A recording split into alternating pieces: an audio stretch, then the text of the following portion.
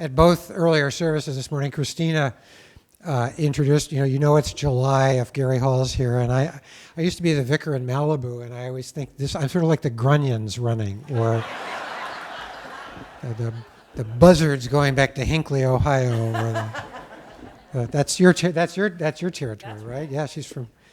I got my sermon out. I'm not going to read that again. I don't know why I'm doing that. I'm a little discombobulated.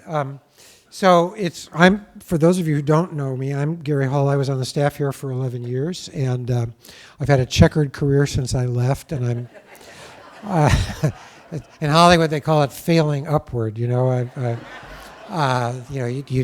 produce a flop and you get a 3-picture deal. So I'm now the Dean of the Cathedral in Washington, D.C., and in a very interesting time for us there, because there was a big story in the New York Times about us 2 weeks ago about our financial issues, and they are real financial issues, but we're also, the good news in that story was actually we are, I tend to be the guy that you send into a place after you've given someone else the earth, and then they say, well, now it's austerity time, let's bring in Gary, and so that's been my kind of late life karma, and the good news is actually the cathedral is, for the first time in many years, exceeded its revenue expectations and has a balanced budget and is in the process of raising a bunch of money to attend to our physical needs. So the place actually is in better shape than it had been in a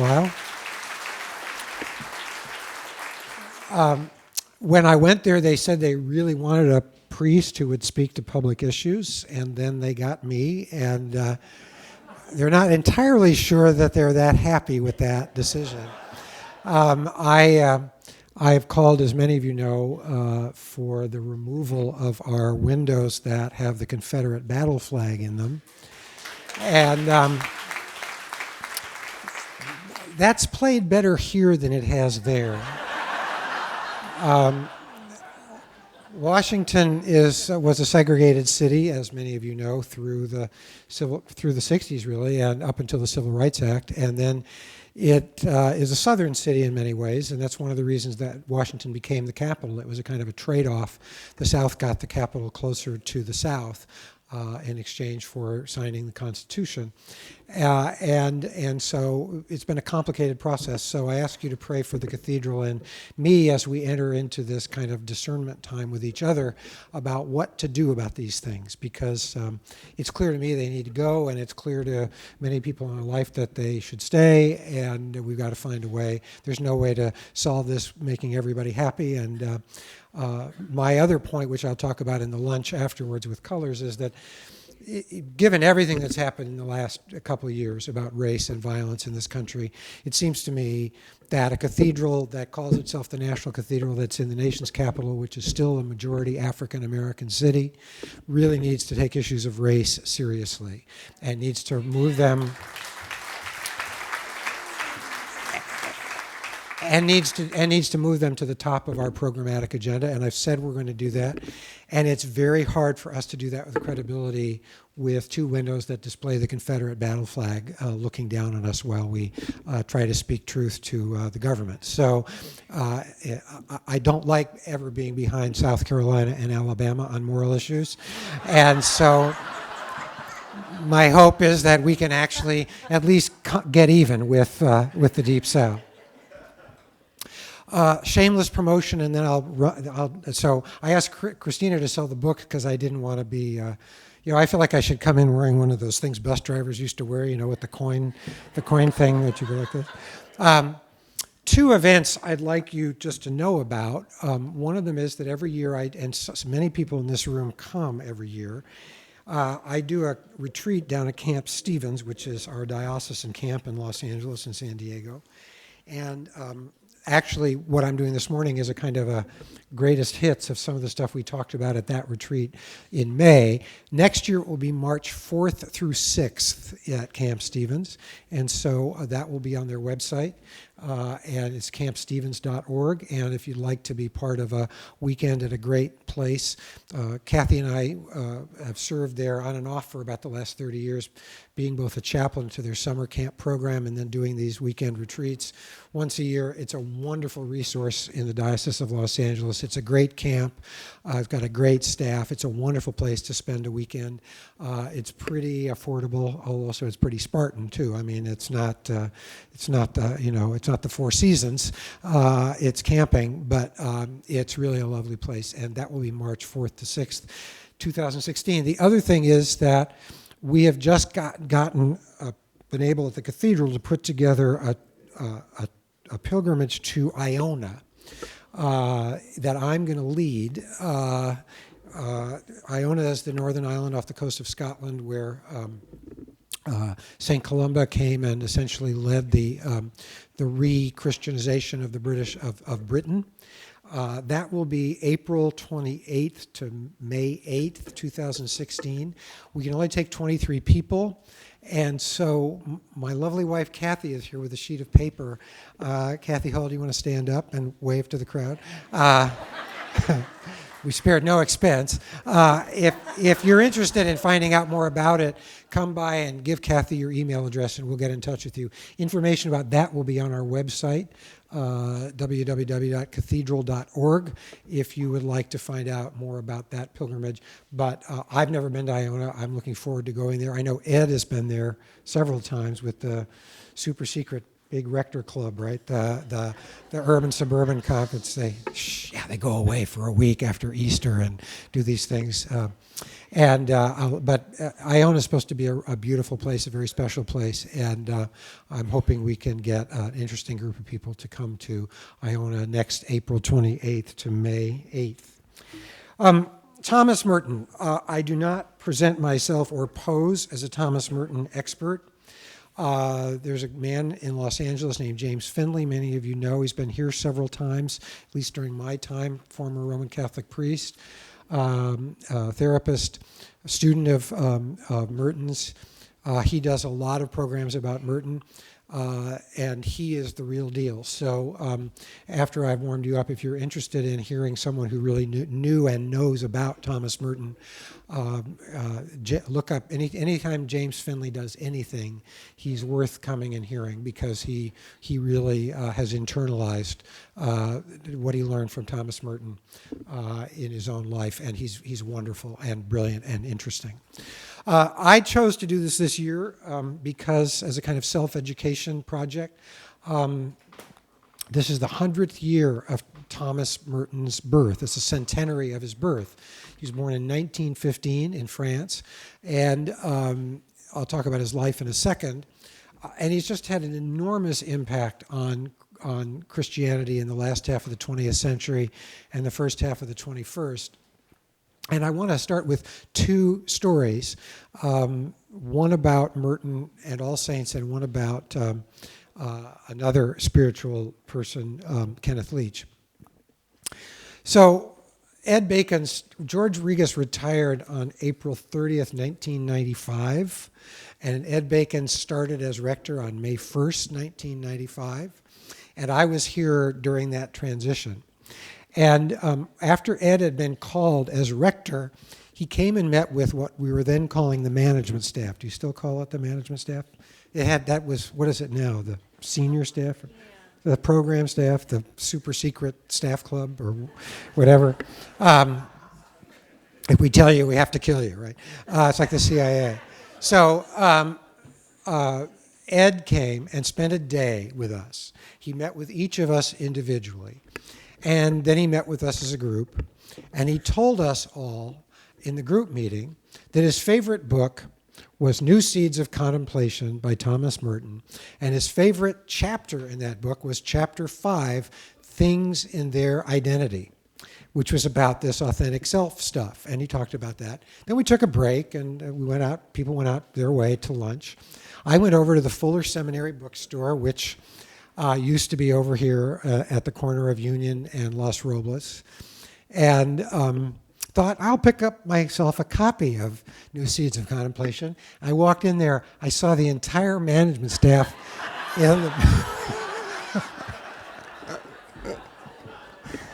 in the room. And the woman was like, geez, Thomas Merton's not that big there's not big a rush on Thomas Merton, but he seems to be real popular. So, of course, they didn't have enough copies, but we all found it, and we all read it, and we all boned up on Life under Ed Bacon. So much of what I said in the sermon this morning comes from that, and actually there's a quotation in the handout that's from that. So that's the other story is, when I was here in the 90s, my job was adult education, and part of my job is what I called squiring semi-famous people around Los Angeles. You know, when we would have a writer here on a Sunday or a Lent event or a Festival of Life speaker, they were famous enough to be a draw, but not famous enough to have an entourage or a staff themselves. And so basically George and Ed said, well, Gary, you're in charge of them for a week. And so and some of them were really great, and some of them were not so great, and I'll tell you privately who those were and who those weren't. But one of the greats was a guy named Kenneth Leach, who I think is still alive, and Kenneth Leach is a priest in the Church of England. He writes books about prayer, and he was also the rector for many years of an East London slum parish. And actually, George Regas, in a sabbatical in 1995, went to England essentially to study with Kenneth Leach. And and he came with us for a week, and he did the Lent event, and he did various things and workshops around, and he was just wonderful. And he told this story, which I've never forgotten, about he was in Chicago before he came to us, giving a talk about his social justice ministry as rector of this small church in East London. And he gives this talk, and it's a very appreciative group. And this woman comes up to him after the talk with a stack of his books in her hand. And she says, "Are you ever surprised at the coincidence?" And he said, "What coincidence?" And she said, "There's a man with exactly your name who writes books about prayer."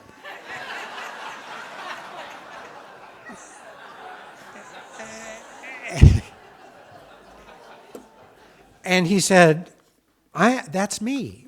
And she is sort of like the rich young man who goes away shaking his head when Jesus tells him to give her. She could not get her head around the idea that a prayerful person would also be working for peace and justice. I mean, she saw those as a kind of dichotomy, as a kind of a choice. And so I'd say one of the things that I've learned from Thomas Merton is not to make false choices. That when I was younger, when I was in the ordination process myself back in President Buchanan's administration,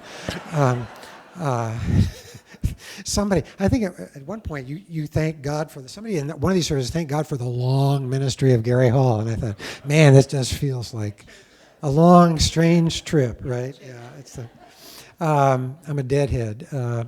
It's like a deadhead gathering, you know. What's the first thing that, by the way, what's the first thing that a deadhead says when he sobers up? Man, this band sucks.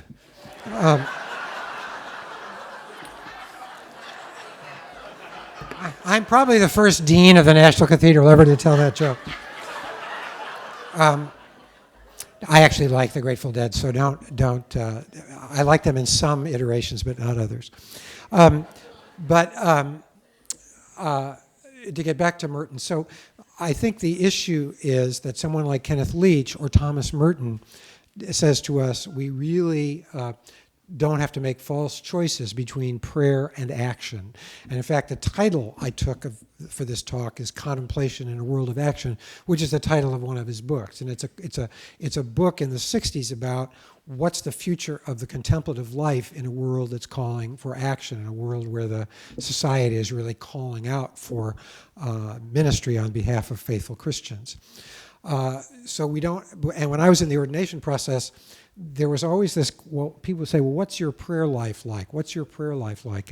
And very few people would say, well, what's your moral life like? I mean, what's your social witness like? And I would say in my day, one of the things that, I'm not one of those get off my lawn kind of old people that says, in my day it was better, but I would say there are, now I'm actually cheered with a lot of younger people going into the ministry who seem to care a lot about social justice. But for a long time, there were a lot of people coming into the ministry that seemed only to care about personal piety.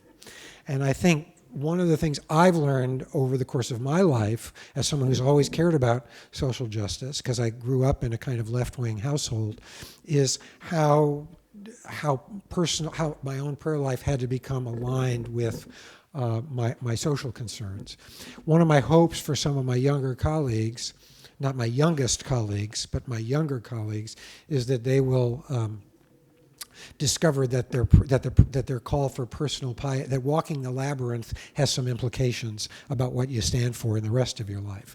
And that to me, again, is what Thomas Merton is most important about. So Thomas Merton, just briefly, was born in 1915. He was born in France. He went to school, and his parents were American.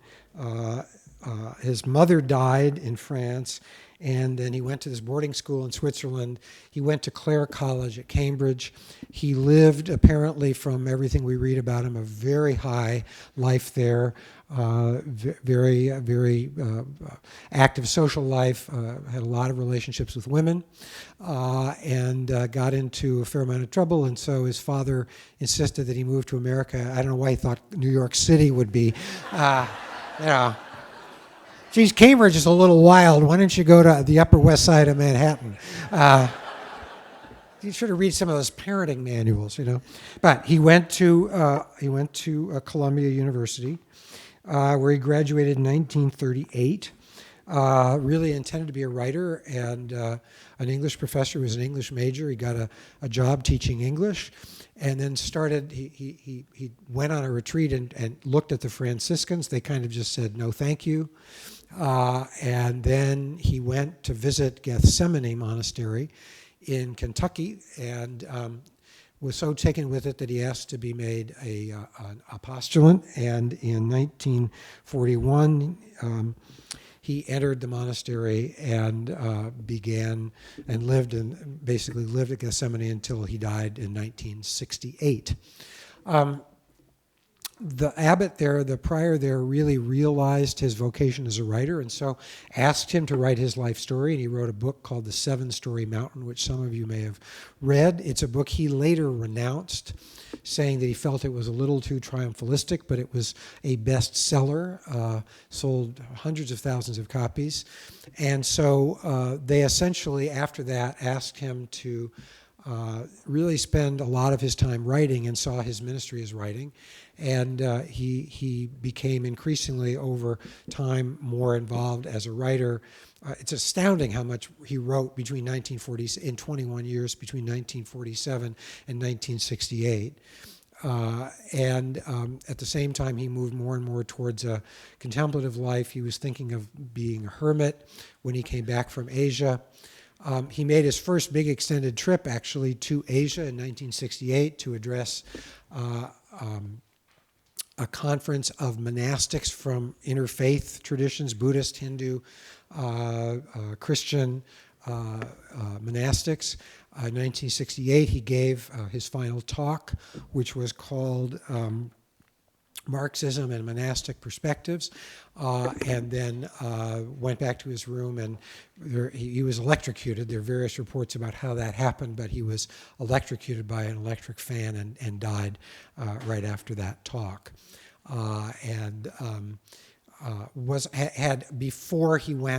Before he gave that talk, he'd become increasingly involved, making connections with Buddhism.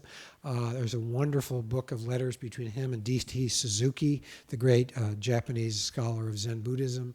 And one of these books here, The Asian Journal of Thomas Merton, is a posthumous published journal of his visit to Asia and its impact on him, especially the photographs. And he was also an amateur. He was a shutterbug, as they say, and he was quite taken with these gigantic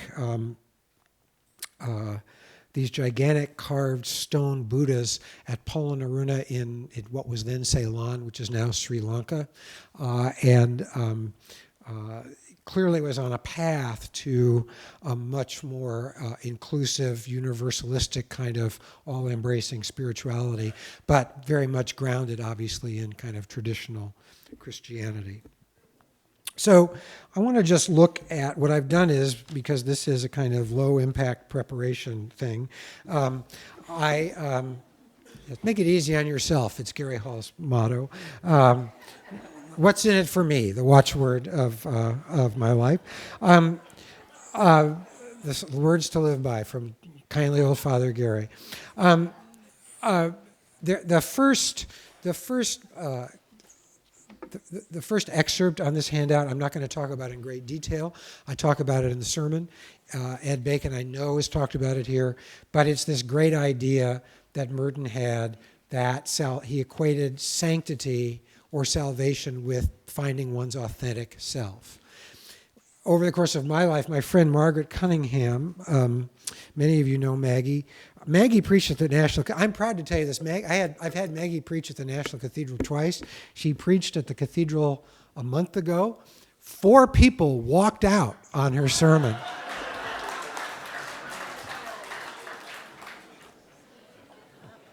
She talked about Jesus and empire and them's fighting words in the district. So it was great. I encourage you. Maggie's great. Maggie's just a real gem, and she's been a friend of mine long before I even came to work here, because she and I were in graduate school together at UCLA. But she is really something, and that sermon is really something. And this mild-mannered Pasadena Bryn Mawr lady made 4 or 5 people get up and walk out. It's another proof for the existence of God. But Maggie has gotten very interested in, as I have, in Jungian psychology. And there's a man named James Hollis who lives in Philadelphia who writes books about, he wrote a book called From Misery to Meaning about the midlife crisis. And Hollis talks about, in great detail, this idea of the false self, because it is basically a Jungian idea that Merton adopted. This idea of the true self and the false self. And Hollis is the one who basically talks about how we craft a false self in response to our environment. And that false self is important because it helps us negotiate the tensions of our peer groups and our pressure and our authority figures, but at the same time, it can get in our way. And at some point in midlife, you come up against a set of things where you can no longer live by your false self. You've got to discover your true self, and that is, in his version of what happens in the so-called midlife crisis. It's really an opportunity for us to drop that mask and really act more authentically out of who we are. That's sort of what's covered in this first long excerpt from Things in Their Identity. And if you want to read more about that, get Ed Bacon's favorite book, New Seeds of Contemplation, which has a lot about this in there. I want to talk about a couple of other things because I think, and again, Merton died in 1968, and Kathy and I went last month up to New York City and saw the new Whitney Museum, which is really something. And they have a kind of their greatest hits on display right now. And one of the things that really shocked me when we went into one of the contemporary art floors was they had a whole wall of photographs and images and posters from Vietnam. And, I came into the church during the Vietnam War, anti-war movement. It's one of the reasons I gravitated toward this place when I was still in college. We forget, we've sanitized that era in our minds. We sort of made it all about, turning on, tuning in, and dropping out. But in fact, it was a greatly engaged age. And that was highly contested. That war was highly contested. And families and communities fought about it, and churches fought about it. And I think in some ways, when I saw those images, it sort of shocked me into realizing that the moment we're in now still feels very continuous to me in some ways with the 1960s. And especially now, and I know you all have been going through some of this here at All Saints, but just the extent of these racial deaths and killings and hatreds, and not only the gun violence that transcends our race problems, but just the kind of, Eric Garner and Trayvon Martin and Azel Ford here in Los Angeles, and all these various kinds of conflagrations we're having. It just seems to me that we're in a moment where racial violence and tension feels very much like it did in the 1960s. And I was so proud to see the president go to federal prison last week and address the incarceration issue, which is also, it seems to me, tied to the policing issue.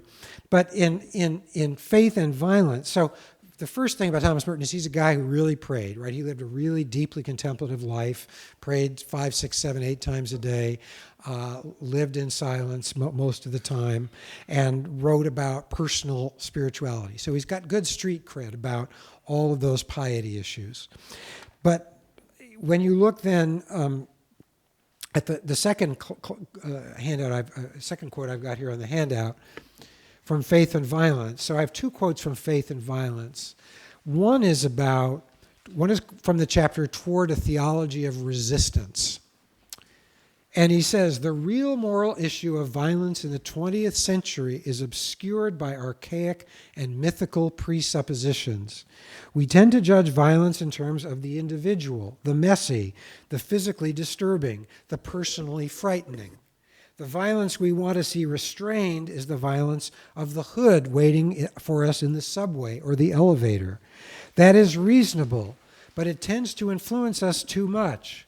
It makes us think that the problem of violence is limited to this very small scale, and it makes us unable to appreciate the far greater problem of the more abstract, more global, more organized presence of violence on a massive and corporate pattern. Violence today is white-collar violence, the systematically organized, bureaucratic, and technological destruction of human beings. That's 1968. If anything, given global economic inequality, given economic inequality in our own country, given the ecological degradation of the planet, given the racial tensions and violence we see, and the ways in which racism is institutionalized, not only in our incarceration but in our policing practices. It seems to me that is more true than ever, and we tend to get very concerned about the individual violent. I'm for law and order. I want violent people off the streets, but we don't think about the systemic violence and the way in which our system is in fact perpetrating violence against the oppressed and the weak and the poor. And I have to say, this Pope keeps on surprising me in so many ways, and his speaking out not only on climate change, but what he said in South America when he was there about the way the economic system essentially marginalizes the poor and oppresses 2/3 of the human race. It's just a really serious issue for Christians. And so the first point I want to make about Thomas Merton is that I think even though he's been dead for almost 50 years, he is someone who was really on to not only the link between personal prayer and corporate action, but he was on to this issue of our need to de-individualize these questions of violence and to think about them more systemically. So in Christianity, in the book Faith and Violence, he calls for resistance. Now, this is around the time of the liberation theologians. He's not calling specifically for people to take up arms and to go up into Laurel Canyon and take over the fire station or something, but he is calling for people. I always thought that would be great if a bunch of hippie guerrillas, took over the fire station in Laurel Canyon. I always had this fantasy that we would just do that. Never happened. But seriously, but he is calling for resistance as a kind of Christian virtue. That it's important to see violence as systemic rather than violence merely as something a thug, which is, of course, a loaded word today. The thugs are, in a sense, wearing suits and ties, right? And in some sense, we're all implicated in that thugism, and we have to figure out, what is it Woody Guthrie said? Some rob you with a six-gun and some with a fountain pen. That's still going on. I'm just trying to show the range of my learning, isn't it something? Okay. I'm probably the only dean that's ever told that kind of a joke about. Okay, the next one though from Faith and Violence is equally important. Is from the chapter "Blessed Are the Meek," and I think this is really important again, especially for those of us. And we're all among friends here, and we all come from a kind of Christian public agenda about where the church ought to be and what the public posture of the church ought to be. And I share the All Saints agenda, and I really support it. But I think Merton is speaking here to those of us who can get a little too comfortable in our ideology, and I think it's something we all need to hear. He says, Christian nonviolence does not encourage or excuse hatred of a special class, nation, or social group. It is not merely anti this or that. In other words, the evangelical realism which is demanded of the Christian should make it impossible for him or her to generalize about the wicked against whom he takes up moral arms in a struggle for righteousness. The Christian will not let himself be persuaded that the adversary is totally wicked and can therefore never be reasonable or well-intentioned, and hence need never be listened to. This attitude, which I think also, frankly, with the narrow casting of the web and social media, if anything, I hear fewer points of view that disagree with mine than I did 40 years ago, because the people I follow on Twitter and Facebook and the websites I follow pretty much agree with me. And I think we're all that way. And so I think it's possible for us to persuade ourselves that our adversaries are totally wicked and need never be listened to. This attitude, which defeats the very purpose of nonviolence, openness, communication, and dialogue, often accounts for the fact that some acts of civil disobedience merely antagonize the adversary without making him willing to communicate in any way whatever, except with bullets or missiles. Thomas A. Becket in Eliot's play Murder in the Cathedral debated with himself, fearing that he might be seeking martyrdom merely in order to demonstrate his own righteousness and the king's injustice. This is the greatest treason, to do the right thing for the wrong reason. So I think one of the things which I remember from the civil rights era, as I was in high school and college during the civil rights era, I think one of the things I remember from the great leaders of the civil rights era, that the issue is not just to prevail, the goal is also to convert the adversary. Right? So in other words, the issue is not just to desegregate the lunch counter or get voting rights. The object or the goal is actually to change the heart of the segregationist. And so the question for me in the 21st century is, I just thought of myself trying to go and evangelize Donald Trump, and I have to probably wonder how far I want to take this, but I just had this mental image of my sitting down with a Donald and saying, buddy, But seriously, and he is a figure of fun, but to say to even someone like Donald Trump or some sort of figure that exemplifies or incarnates the opposite of our values, how do we actually make some sort of common cause with that person based on a vision of our shared humanity? Now, I realize that liberals are probably more willing to do this than ideological conservatives, but I still think Merton wants us to try, and I think Jesus wants us to try. It's like the moment in Casablanca where Paul Henry, the great, makes everybody stand up and sing La Marseillaise, and they have this great moment, and everybody feels great, but then they shut down the bar. So, I mean, like, what's the point, right? You had your great moment, and everybody felt good, and you felt superior, and then you actually lost any possibility of any future relationships. So I think the second thing Merton would say to us is, the first thing he'd say to us is, let's be willing to call evil evil, even if some very respectable people end up getting tarred with that brush. Let's also, though, continually remind ourselves of the humanity of our adversaries. So I will go and think good thoughts about Donald Trump for the rest of the day. The third thing, so I'm doing it so you don't have to. The third thing is from his final talk. And they filmed his final talk, and there's a biography of Thomas Merton called Thomas Merton, a film biography. It's on DVD. It's pretty easy to get. And they have great excerpts from this speech. And then he died right after he gave it.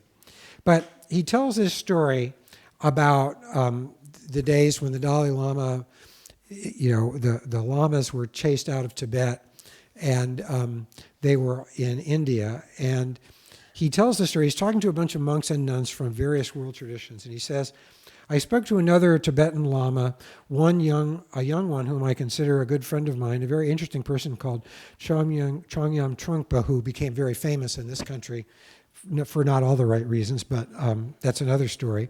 There's a great book about his called, there's a great movie about him called Crazy something or other. Anyway, it's a really interesting movie.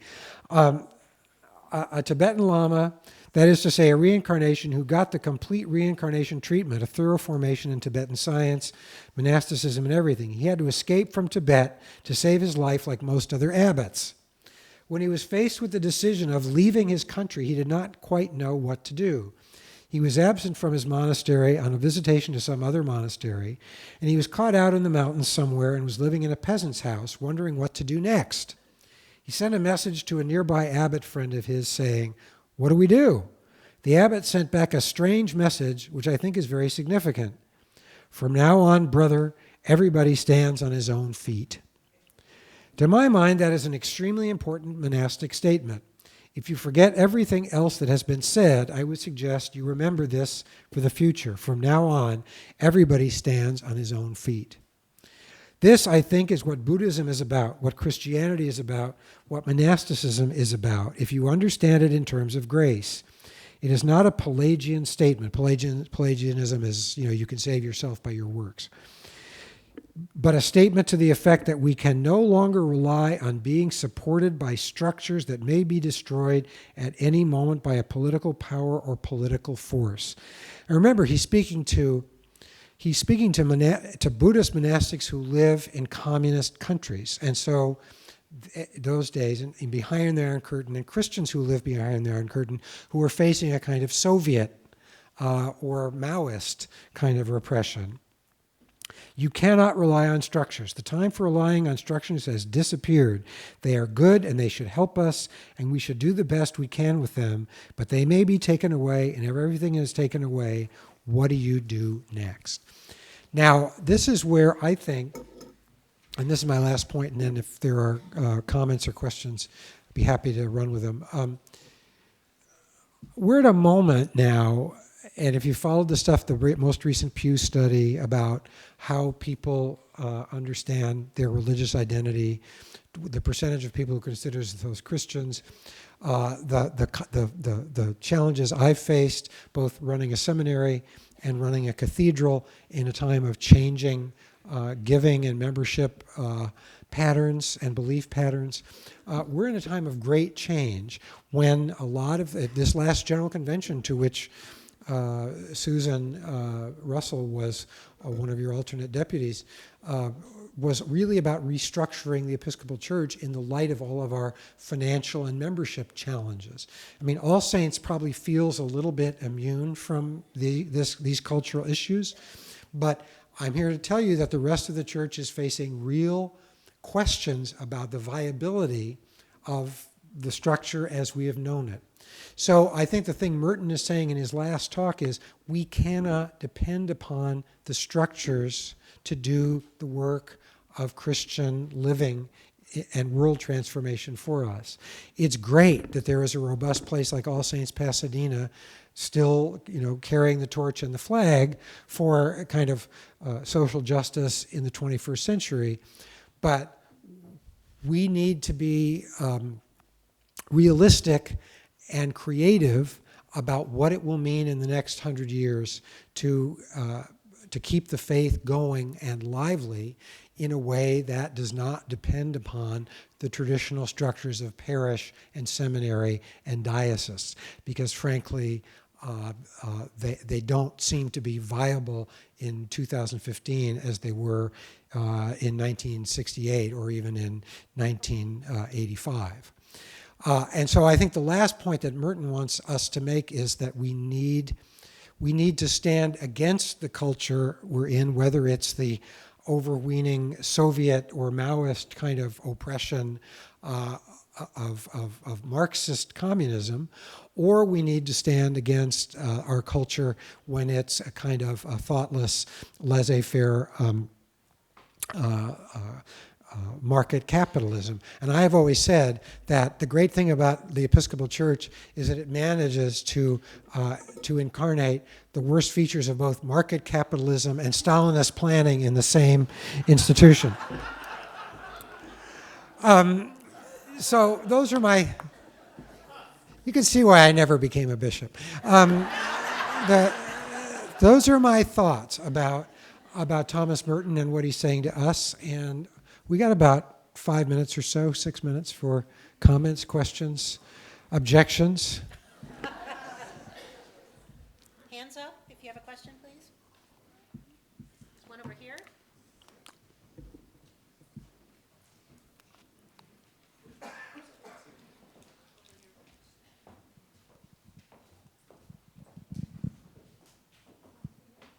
Hi, Gary. I'm Gail Dearden. Hi, How are you doing? I'm groovy. It's really wonderful to see you and hear you speak again. I'm wondering about the white supremacy issue, and certainly we've seen active demonstration of white supremacy. I'm wondering what you think. Is it partially a reaction to having our first black president, or has it just become more visible, the white supremacy, and more vocal when all along it has existed since the KKK? Well, I think that's the white supremacy question is a real interesting question. And my own take on it, because the other thing I've been very much involved with since I've been in D.C. has been this gun violence stuff. And I've gone out and met, the bishop and I have gone out and met with Episcopalian gun owners. And, if you look at the statistics, the Republican Party, the Episcopal Church, and the NRA are facing the same demographic realities, which is the declining nature, the declining percentage of white population. And so I think in some ways, my reading, I think sure there is some anti-Obama stuff in there, but I think it's because of what Obama symbolizes, which is that he's not only a black person, but he's a mixed race person. And that I think people are unconsciously aware, I think white people, and I'm including myself, are unconsciously aware of the fact that in 2040 there will be no majority race or ethnic group in America. And I think whether or not, and I think the challenge for us is the Episcopal Church is 87.6% white. So what does that say to us? Are we just going to be a chapel for WASPs? Are we going to be like an ethnic denomination like the Swedish Lutherans or the, whatever? Or are we going to become if we're going to stay a comprehensive church, we're going to have to really reach out to and embrace communities of color in a way we don't seem to be able to do right now. So I think there's this unconscious feeling that this demographic challenge is coming and people feel threatened by it. And I think those of us that have been fortunate enough to do the work of anti-racism and be in relationship with people of color have done this work and see this new world as a gift rather than a threat. But I think for a lot of people, this new world is just a scary threat. That's my amateur sociology. I don't know if I'm right or not. But I think we need to do our own work. I think white people need to do our own work about the particularity of our own identity, and we need to make relationships and build common cause with people and communities of color. And that's going outside of our comfort zone. It's not something we're minded to do. But I think that's the best and most life-giving way to face into it. Hands? There's one. Oh, back here? Okay. Eddie, can you? This side is very compliant. You guys are very happy with everything. Totally mellow. These are the rule obeyers. These are the troublemakers. Oh, this one and then this one, and then we'll end. Okay. Hi, I'm from St. Cross in Hermosa Beach, and I just came up here to hear you today because I put my daughter on a plane to Georgetown this morning, and I thought Wow. I better find out where she's going. We actually have a really good young adults group and college group there. That's good to know. Yesterday, I participated in the Bishop's Search Forum at St. Cross that we hosted, and this issue of the structure of the church came up, and the outgrowth groups, the TOMS, the Laundry Love, all the things that we're doing at our church. And a subject came up as to why these are outgrowths. Why are they not supported within the structure of the church? Is the attitude within the church not open to things happening within? Is that why they need to be outside? That's Are you what I talking didn't about understand. like social action kinds of things? Right, and it seemed Right. like people were saying that they didn't feel supported or an openness within their churches to do these kinds of things, so that all of these outgrowths are happening, which I Right. found troubling, and I wanted to hear your opinion about that. Yeah, I'd have to say a couple things. One of them is, of course, here at All Saints, has developed a history of not only taking on issues, but then building programmatic institutions like Union Station and the AIDS Service Center and other things I can't remember now, Young and Healthy and Office for Creative Connections, that keep very well connected to the parish. I would say, I one of the things I worked on here and I studied and I became somewhat knowledgeable about was church growth. And when I was rector in Michigan, which is a lot of dying, declining churches, I went around and talked to a lot of churches about how to face into their communities. And a lot of churches just don't want to do that. And, and I think it's part of our ethos as Episcopalians that we're a very pastoral church as a denomination rather than kind of an intentional movement church. I mean, the Methodists and other traditions have a different take on that. So I think it's part of our culture to resist that kind of stuff and for things to become outgrowths rather than involved. But the churches, and again, this gets back to millennials. I don't like generational sociology very much, but one of the things we do know looking at these people, the most recent, your daughter's generation, is that they are really, they want it, they want to pray, they want to learn about Jesus, they want to be in community with other people, and they want to have ministry and work that's meaningful and is going to actually have an impact. And if we want to reach people under 30, we're going to have to figure out a way to integrate all that stuff in a way that most of our churches just do not do that now.